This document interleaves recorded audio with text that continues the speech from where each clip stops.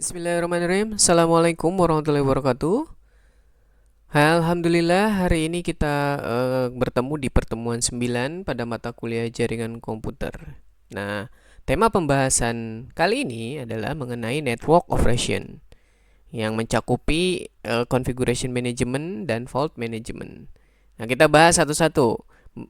Konfigurasi manajemen adalah kegiatan yang menyediakan fungsi untuk mengendalikan dan mengenali unsur jaringan network elemen ya atau kita biasa singkat dengan NE, lalu mengambil dan memberikan data dari atau ke network elemen. Seperti itu ya, bisa dari network elemen ke elemen lain atau dari elemen lain ke network elemen itu sendiri. Nah, bahasannya ketika configuration management terdiri dari yang pertama adalah perencanaan jaringan dan rekayasa jaringan tersebut, lalu instalasinya seperti apa. Nah, poin ketiga adalah pengendalian dan statusnya. Lalu 4 penyediaan atau provisioning. Nah, 5 baru ke perencanaan dan negosiasi layanan. Seperti itu. Nah, kita bahas mulai dari nomor 1.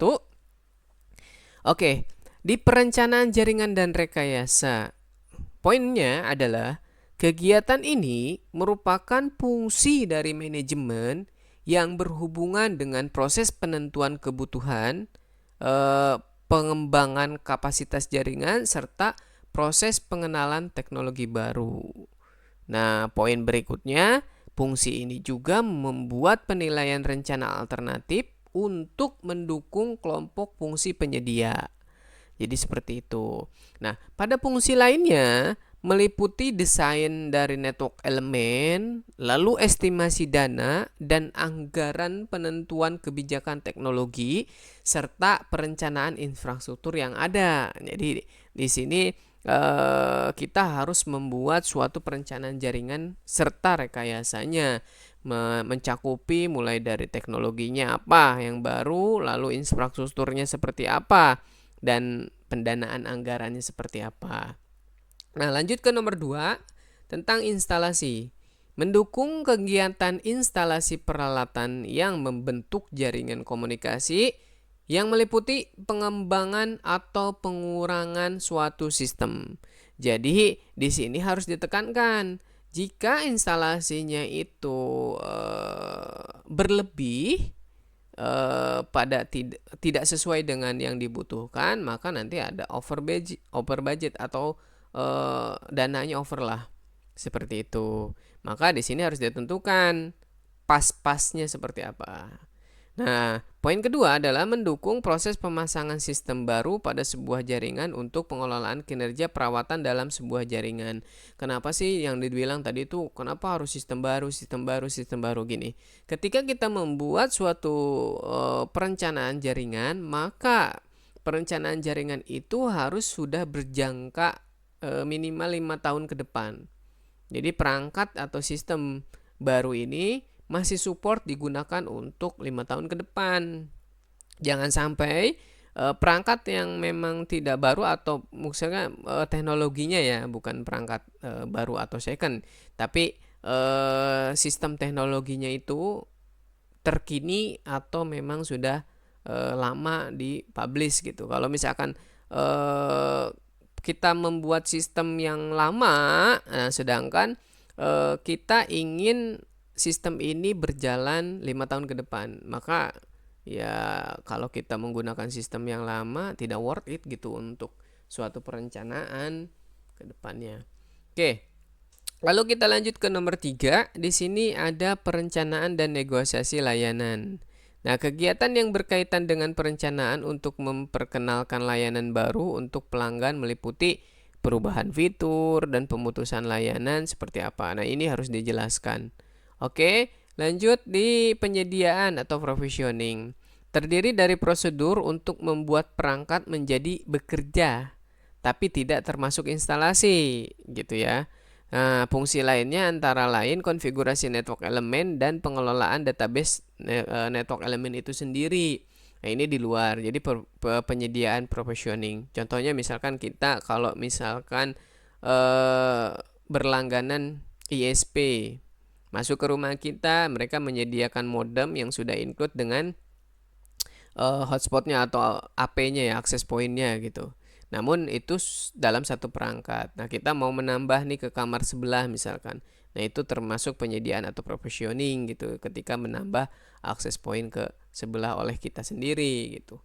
Oke, dilanjutkan ke pengendalian dan status. Bagaimana memberikan kemampuan untuk mengamati dan mengendalikan aspek tertentu pada jaringan dan unsurnya.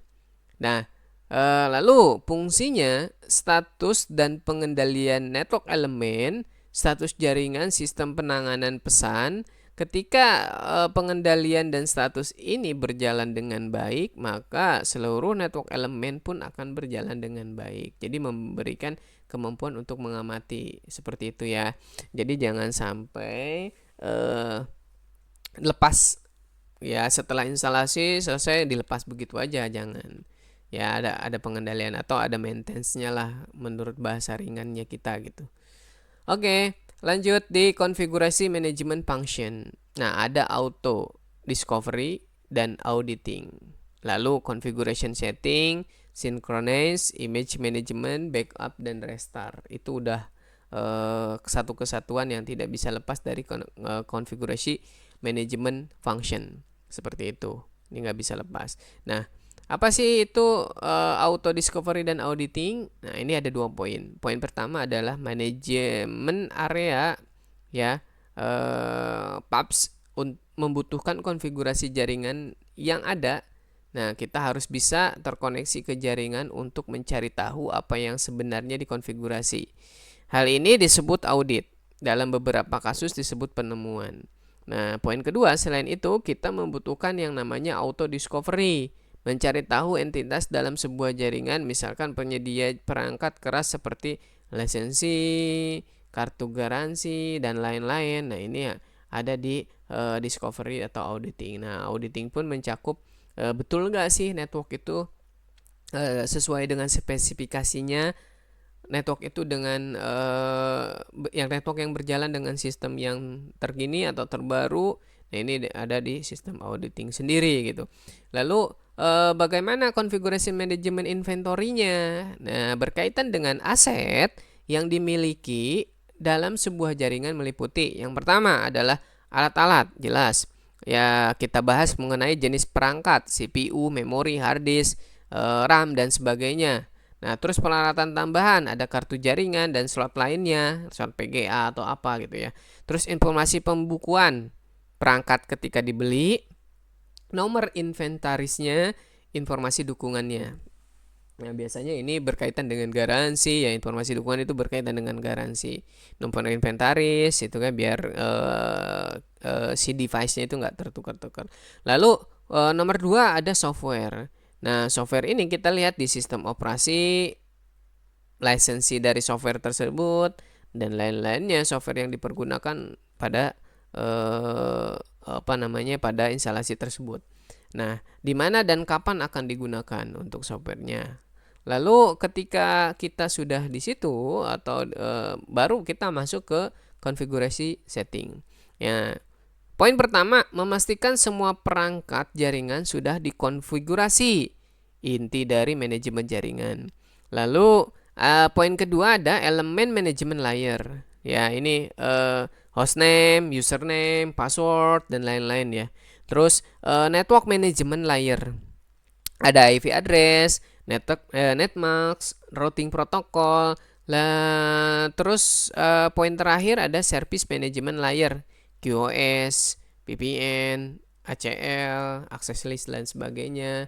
Nah, itu termasuk dalam configuration setting. Jadi harus diperhatikan ketika kita mau mengkonfigurasi suatu perangkat. Nah, lanjut di slide configuration synchronous. Nah, ini adalah kita mensinkronkan seluruh perangkat yang ada. Oke, poin pertama kita baca dulu nih. Sistem pengelolaan manajemen database CMDB untuk manajemen database. Manajemen database dan jaringan harus sinkron. Perubahan informasi konfigurasi hanya melalui tindakan manajemen. Jadi gini, seluruh yang ada di sini, ya seluruh yang ada di sini itu memang harus sinkronis gitu. Jadi harus sinkron betul-betul tersinkronis. Terus jika ada pihak lain atau user ingin mengendalikan konfigurasi di sini, maka harus seizin dari manajemen gitu, nggak bisa bertindak seenaknya. Di sini ada server, ada database gitu, firewall dan sebagainya. Itu harus seizin dari manajemen tersebut gitu, dari operation networknya. Nah, itu untuk configuration synchrons. Lalu di fault management, kita masuk ke dalam pembahasan fault management.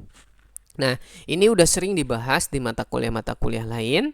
Nah, di sini singgungan sedikit aja mengenai fault management adalah sebuah kumpulan kegiatan yang dibutuhkan untuk memelihara tingkat pelayanan jaringan secara dinamis. Jadi, dibutuhkannya fault management adalah agar layanan jaringan ini tetap bagus ya, tetap baik, intinya seperti itu. Lalu poin kedua, kegiatan ini menjamin ketersediaan yang tinggi melalui penemuan secara cepat masalah yang dapat mengakibatkan penurunan performance dengan menerapkan fungsi-fungsi pengendalian termasuk diagnosa, perbaikan, testing, dan backup. Nah, gitu maksudnya ya. Jadi biar cepat, makanya ada fault management. Lanjutan dari fault management sendiri itu beberapa hal dalam fault management, yaitu yang pertama, mengatasi kegagalan pada komponen-komponen jaringan. Yang kedua, mengatasi hilangnya konektivitas pada sebuah jaringan. Yang ketiga, fault management melibatkan deteksi gangguan, lokasi gangguan, pemulihan layanan, identifikasi penyebab sumber masalah, lalu pemecahan masalahnya seperti apa. Nah, itu unsur dari fault management. Oke, baik. Pertemuan kali ini dirasa sudah cukup ya. Untuk pertanyaan silahkan di kolom komentar. Terima kasih sudah menyimak. Wassalamualaikum warahmatullahi wabarakatuh.